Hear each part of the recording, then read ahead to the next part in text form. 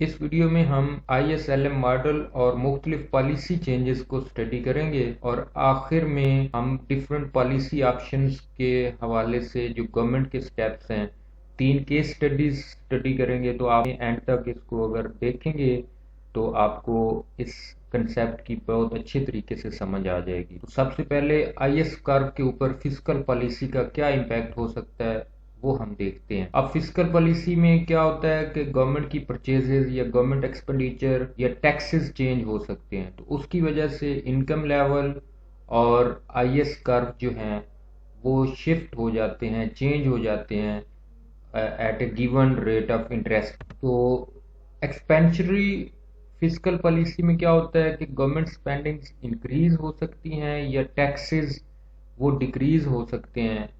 तो इसकी वजह से जो इनकम लेवल है या लेवल ऑफ आउटपुट जो है वो बढ़ जाता है। इस ग्राफ में आप देख सकते हैं कि ये प्लान्ड एक्सपेंडिचर वो बढ़ गया है by delta G. Government expenditure बढ़ा है, या इसका उलट है कि टैक्सेस अगर कम होंगे तो फिर भी लोगों की जो एक्सपेंडिचर्स हैं, प्राइवेट एक्सपेंडिचर या प्लान्ड एक्सपेंडिचर्स वो बढ़ जाते हैं बाय डेल्टा जी। तो इससे क्या होता है, इसका इम्पैक्ट IS कर्व पे क्या पड़ेगा। एक तो ये है, आप देख रहे हैं कि जो लेवल ऑफ इनकम है वो Y1 से Y2 जो इक्विलिब्रियम लेवल ऑफ इनकम है वो इक्विलिब्रियम यहाँ से यहाँ पे शिफ्ट हो गया। इसको हम IS कर्व में आप देख सकते हैं, इंटरेस्ट रेट पे कोई फर्क नहीं पड़ा। जो इंक्रीज आया है लेवल ऑफ इनकम में IS कर्व भी चेंज हो जाएगा। IS कर्व आप देख सकते हैं वो IS1 से IS2 हो गया है, और जो अमाउंट है वो delta G over 1 minus MPC है। तो ये greater than the increase in planned expenditure है। इंटरेस्ट रेट सेम है जबकि लेवल ऑफ इनकम बढ़ जाएगा फ्रॉम Y1 टू Y2। तो आपका जो IS कर्व है वो राइट साइड पे शिफ्ट हो जाएगा due to expansionary fiscal policy. इसका उलट है, अगर कंट्रैक्शनरी फिस्कल पॉलिसी हो जिसमें गवर्नमेंट एक्सपेंडिचर कम होता है या टैक्सेस बढ़ा दिए जाएं, तो इसका इम्पैक्ट आप देख सकते हैं। तो इससे जो लेवल ऑफ इनकम है वो कम होगा जबकि इंटरेस्ट रेट पे कोई असर नहीं पड़ेगा। तो इस ग्राफ में आप देखें तो ये एक्चुअल एक्सपेंडिचर है और ये प्लान्ड एक्सपेंडिचर है जिसमें शामिल हैं gross investment plus government expenditure. Initial level है Y2 पे, G2 और IG प्लस G2 के जो लेवल ऑफ इक्विलिब्रियम इनकम है वो Y2 है। अब अगर प्लान्ड एक्सपेंडिचर कम होता है, वो चाहे टैक्सेस बढ़ाने की वजह से हो या गवर्नमेंट एक्सपेंडिचर कम हो, तो जो लेवल ऑफ इनकम है वो Y2 से Y1 पे चला जाएगा। इसमें IS कर्व के ऊपर इसका क्या असर पड़ेगा, तो जो आपका IS कर्व है वो लेफ्ट साइड पे शिफ्ट हो जाएगा क्योंकि सेम इंटरेस्ट रेट पे लेवल ऑफ इनकम Y2 से Y1 की तरफ चला जाएगा। ये तो चूंकि प्लान्ड एक्सपेंडिचर कम हो गया, गवर्नमेंट एक्सपेंडिचर कम हो गया, तो सेम इंटरेस्ट रेट में कोई चेंज नहीं आएगी। आपका IS कर्व जो है वो लेफ्ट साइड पे शिफ्ट हो जाएगा और उसकी वजह से जो इक्विलिब्रियम लेवल ऑफ इनकम है वो भी ड्रॉप कर जाएगा, वो भी कम हो जाएगा। अब हम मनी मार्केट की बात करते हैं। उसमें मनी मार्केट में मॉनिटरी पॉलिसी का रोल होता है जो कि LM कर्व को फ्लक्चुएट करता है। तो मनी सप्लाई या मनी मार्केट के अंदर आने वाली चेंजेस की वजह से इंटरेस्ट रेट चेंज होता है और जो LM कर्व है वो चेंज हो जाता है for a given level of income. तो कंट्रैक्शनरी मॉनिटरी पॉलिसी में आपकी जो मनी सप्लाई है वो रिड्यूस हो जाती है। इसको हम इस ग्राफ में देख सकते हैं। वर्टिकल एक्सिस पे हम इंटरेस्ट रेट ले रहे हैं और हॉरिजॉन्टल एक्सिस पे रियल मनी बैलेंसेस यानी money supply divided by the price level. तो मनी सप्लाई आपको पता है वो फिक्स्ड है इन द शॉर्ट रन, और ये आपके सामने है, ये मनी सप्लाई है और ये डिमांड फॉर मनी है जो डाउनवर्ड स्लोपिंग है, और it is function of interest rate and income. अब अगर गवर्नमेंट मनी सप्लाई कम कर देती है तो ये वाला कर्व ये लेफ्ट साइड पे जाएगा, ये जो मनी सप्लाई वाला है तो ये इस साइड पे चला जाएगा। तो initial level of interest rate हमारा R1 है। जब मनी सप्लाई कम हो जाती है तो इससे क्या होगा, आप देख सकते हैं इंटरेस्ट रेट बढ़ जाएगा। तो प्राइस लेवल सेम है, प्राइसेस में कोई चेंज नहीं आई। तो गवर्नमेंट ने मनी सप्लाई कम की है तो M2/P, तो ये इधर शिफ्ट हो गया और उसकी वजह से जो इक्विलिब्रियम इंटरेस्ट रेट है वो R2 हो गया, जो कि बढ़ गया है। अब इसकी वजह से हम इसका इम्पैक्ट देखते हैं LM कर्व के ऊपर। तो ये इनिशियल R1 पे Y1 है हमारा, और आप देख सकते हैं कि इसमें इनकम में कोई चेंजेस नहीं आए।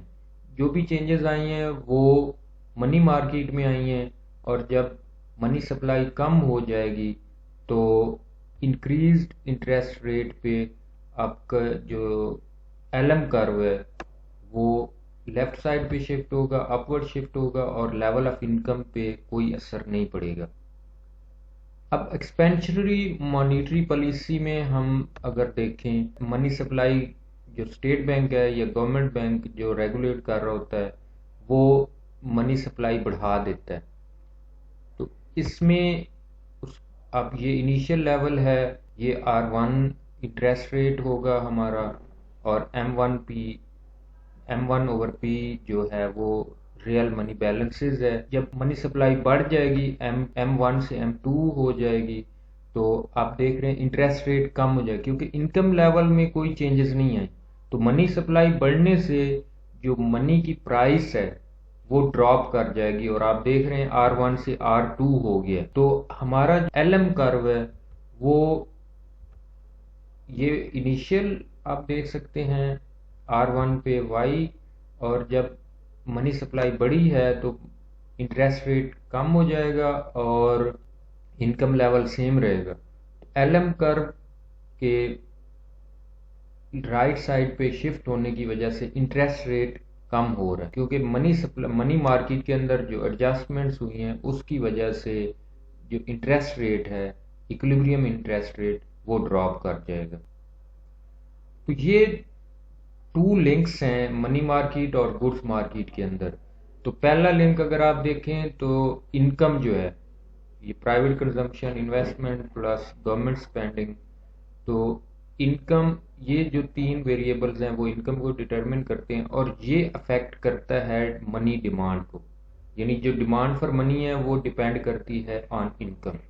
अब दूसरी तरफ देखें, जो मनी मार्केट है उसमें क्या होता है, मनी मार्केट के अंदर मनी डिमांड और मनी सप्लाई डिटरमिन करती हैं इक्विलिब्रियम रेट ऑफ इंटरेस्ट को, और ये जो रेट ऑफ इंटरेस्ट है वो अफेक्ट करता है इन्वेस्टमेंट को। ये जो इन्वेस्टमेंट हमारी है, तो इंटरेस्ट रेट जो मनी मार्केट के अंदर डिटरमिन होगा वो अफेक्ट करेगा इन्वेस्टमेंट को, और फिर इन्वेस्टमेंट वो डिटरमिन करेगी लेवल ऑफ इनकम को, और लेवल ऑफ इनकम डिटरमिन करेगा डिमांड फॉर मनी को।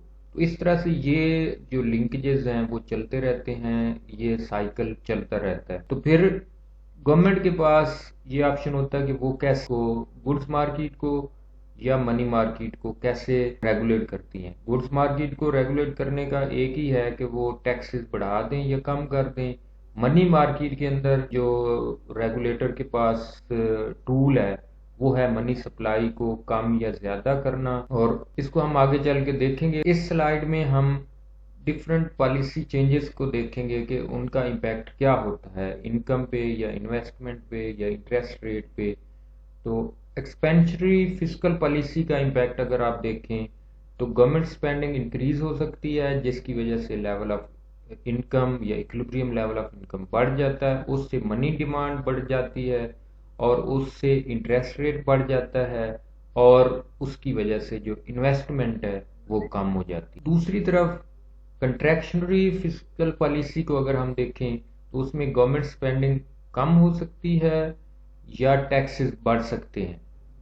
जब गवर्नमेंट स्पेंडिंग कम हो या टैक्सेस बढ़ जाएं, इसी तरह से एक्सपेंशनरी फिस्कल पॉलिसी में भी गवर्नमेंट स्पेंडिंग बढ़ सकती है, टैक्सेस कम भी हो सकते हैं, इसमें कोई ऐसा नहीं है। तो कंट्रैक्शनरी में गवर्नमेंट स्पेंडिंग कम हो जाए या टैक्सेस बढ़ जाए तो इससे लेवल ऑफ इनकम वो ड्रॉप कर जाता है। जिसकी वजह से मनी डिमांड जो है वो कम हो जाती है और इंटरेस्ट रेट डाउन चला जाता है। जब इंटरेस्ट रेट कम हो जाता है तो इन्वेस्टमेंट बढ़ जाती है और वो फिर दोबारा वापस जाके इन्वेस्टमेंट बढ़ने से फिर इनकम बढ़ जाएगी और फिर एक सर्कल चलता रहेगा। मॉनेटरी पॉलिसी में मेन टूल है मनी सप्लाई को कंट्रोल करना बाय द सेंट्रल बैंक। तो अगर एक्सपेंशरी मॉनेटरी पॉलिसी को हम देखें तो मनी सप्लाई के बढ़ जाने की वजह से एक्सपेंशरी मॉनेटरी पॉलिसी होती है। जब मनी सप्लाई बढ़ जाए तो इससे क्या होता है, इंटरेस्ट रेट ड्रॉप कर जाता है। जब इंटरेस्ट रेट ड्रॉप करेगा तो इन्वेस्टमेंट बढ़ जाएगी, इन्वेस्टमेंट बढ़ने से इक्विलिब्रियम लेवल ऑफ इनकम वो बढ़ जाएगा। जब इनकम बढ़ेगी तो मनी डिमांड बढ़ जाएगी। तो अब देखें, जो सर्कल मनी सप्लाई से मॉनेटरी पॉलिसी के थ्रू शुरू हुआ था वो दरमियान में ट्रैवल करता हुआ गुड्स मार्केट में गया और वहां से फिर मनी मार्केट में वो ट्रांसलेट हो गया। इसी तरह से कंट्रैक्शनरी मॉनेटरी पॉलिसी में क्या होता है, लेवल ऑफ मनी सप्लाई वो कम कर देता है सेंट्रल बैंक, जिसकी वजह से इंटरेस्ट रेट बढ़ जाता है और इन्वेस्टमेंट स्पेंडिंग कम हो जाती है, जिसकी वजह से इक्विलिब्रियम लेवल ऑफ इनकम वो कम हो जाता है और फिर मनी डिमांड वो कम हो जाती है। हम इक्विलिब्रियम कैसे अचीव करते हैं दोनों मार्केट्स में, यानी गुड्स और मनी मार्केट में? तो equilibrium in the ISLM model आप देखें तो जब IS और LM कर्व दोनों एक दूसरे को टच करते हैं, क्रॉस करते हैं, तो वहां पे आपकी जो मार्केट है both goods and money market वो दोनों इक्विलिब्रियम में होती है। तो इसमें आप देख रहे हैं ये IS कर्व है, ये LM कर्व है। तो इस पॉइंट पे दोनों एक दूसरे को क्रॉस कर रहे हैं, तो ये बता रहा है कि इस पॉइंट पे जो दोनों मार्केट्स हैं दे आर इन इक्विलिब्रियम, यानी इक्विलिब्रियम लेवल ऑफ इनकम और equilibrium level of interest rate. तो इंटरसेक्शन जो है IS और LM कर्व का वो हमें एट द सेम टाइम ये बताता है कि goods and services market equilibrium में है और market for real money balances for a given value of government spending, taxes, money supply and price level. अगली 3 स्लाइडों में हम जो सेंट्रल बैंक की डिफरेंट पॉलिसीज हो सकती हैं in the case of tax increase वो कैसे वर्क करती हैं हम देखेंगे। फर्ज करें ISLM मॉडल के अंदर हम देखते हैं टैक्स इंक्रीज का क्या इम्पैक्ट हो सकता है। केस ए में आप देखें ये IS और LM मॉडल है और ये इक्विलिब्रियम लेवल ऑफ इनकम है। अब अगर गवर्नमेंट टैक्स इंक्रीज करती है इससे क्या होगा, आपको पता है हमने देखा था टैक्स इंक्रीज करने की वजह से इन्वेस्टमेंट के ऊपर इम्पैक्ट पड़ता है। तो इन्वेस्टमेंट के ऊपर इम्पैक्ट पड़ने की वजह से जो आपका IS कर्व है वो लेफ्ट साइड पे शिफ्ट हो जाता है। जब ये लेफ्ट साइड पे शिफ्ट हो जाएगा तो नया इक्विलिब्रियम लेवल ऑफ इनकम यहाँ पे आ जाएगा, क्योंकि मनी सप्लाई वो फिक्स्ड है। इंटरेस्ट रेट बढ़ने से इन्वेस्टमेंट कम हो जाएगी और मनी सप्लाई चूंकि फिक्स्ड है तो जो इक्विलिब्रियम लेवल ऑफ इनकम है वो ड्रॉप कर जाएगा और इंटरेस्ट रेट भी ड्रॉप कर जाएगा। केस बी में हम देखते हैं कि टैक्स इंक्रीज को गवर्नमेंट कैसे हैंडल कर सकती है ISLM मॉडल के अंदर। इसमें आप देखें वही सिचुएशन है, ISLM मॉडल और यहाँ पे इक्विलिब्रियम है, यहाँ पे इक्विलिब्रियम लेवल ऑफ इनकम और equilibrium level of interest rate. तो अब अगर टैक्स इंक्रीज हुआ है तो इससे IS कर्व वो लेफ्ट साइड पे शिफ्ट होगा या डाउनवर्ड शिफ्ट होगा। लेकिन अगर गवर्नमेंट इंटरेस्ट रेट कांस्टेंट रखना चाहती है तो फिर गवर्नमेंट क्या करेगी, वो मनी सप्लाई कम कर देगी। जिस मनी सप्लाई कम करने की वजह से क्या होगा, आपका जो LM कर्व है वो भी लेफ्ट साइड पे शिफ्ट हो जाएगा। आपका जो इंटरेस्ट रेट है वो सेम रहेगा लेकिन इक्विलिब्रियम लेवल ऑफ इनकम वो ड्रॉप कर जाएगा। तो इंटरेस्ट रेट सेम रखने के लिए अगर गवर्नमेंट का ये मोटिव हो इंटरेस्ट रेट सेम रखना है तो वो फिर मनी सप्लाई कम कर देंगे in connection with increase taxes. ये लास्ट केस है, इसमें गवर्नमेंट चाहती है कि इनकम के ऊपर कोई इम्पैक्ट ना पड़े। तो फिर गवर्नमेंट क्या करती है, ये फिर उसी तरह से हम ये initial level of equilibrium income और इंटरेस्ट रेट है, अब टैक्स चूंकि बड़ा है तो इसकी वजह से आईएस कर्व ने तो नीचे आना ही आना है लेफ्ट साइड पे। अब अगर इन गवर्नमेंट मनी मार्केट में इंटरवीन नहीं करती तो दोनों ड्रॉप कर जाएंगे, इंटरेस्ट रेट भी और इनकम भी।